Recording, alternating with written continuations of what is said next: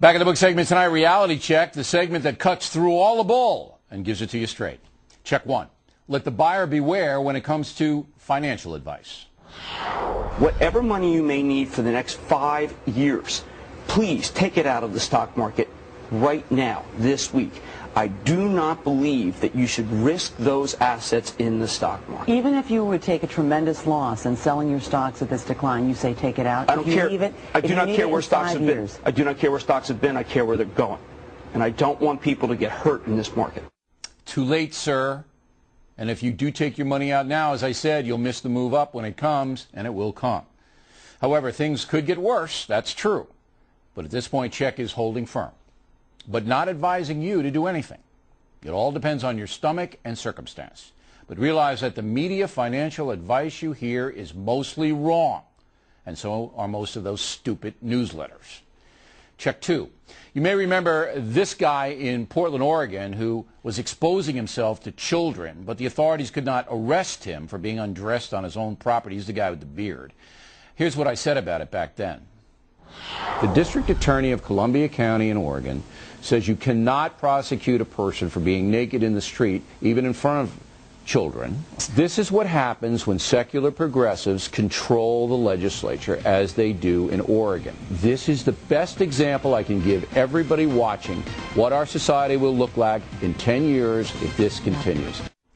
Well, now 60-year-old James McKenzie has pleaded guilty to 3 counts of encouraging child sexual abuse, but he'll only serve 6 months in jail and will be part of a work release program. Check continues to believe that authorities in Oregon are not tough enough on these predators. Check 3, campaigning is very grueling, and sometimes the unexpected adds to the gruel, as Joe Biden found out in Tampa.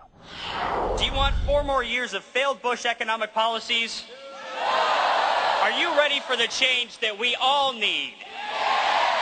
Then no matter what your party, gender, or race or religion, please help me today in welcoming the next Vice President of the United States, John McCain.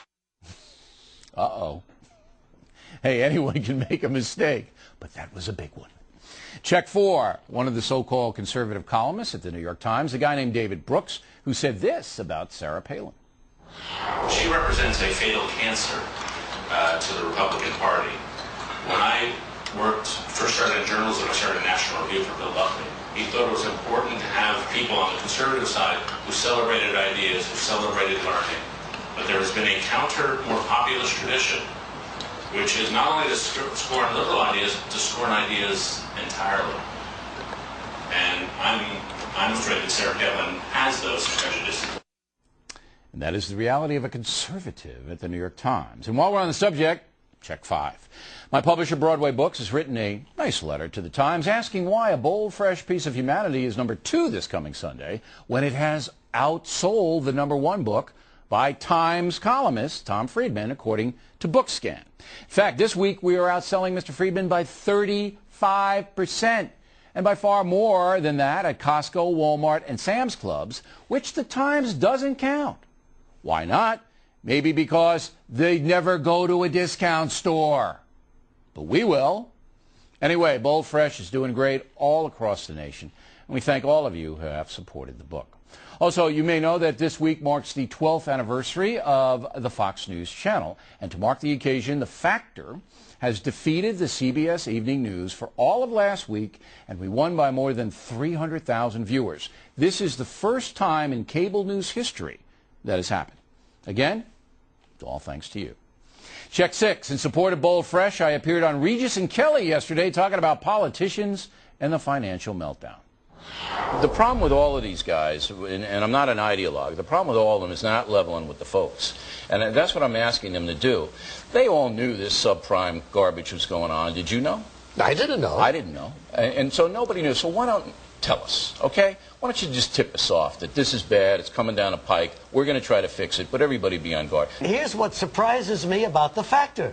The Factor sat right here and admitted he didn't know it was coming down. We rely on you, Factor, in the no-spin zone to tell us what's going on. I did not know, and I should have known. You know, it's my fault. You should have known is right. I should have. You know? So, he was worried about knowing other things at the time. And I should have known, and it will never happen again. Finally, check 7. Let's wrap it up with Senator Obama. I want to say thank you to Senator Evan Bayh, one of the best United States senators that we have. And since you know that an acorn doesn't fall far from the tree, you know that part of the reason he's such a great senator is because he came from a great political family. Memo to Obama, perhaps acorn, not the best metaphor these days. Just looking out for you.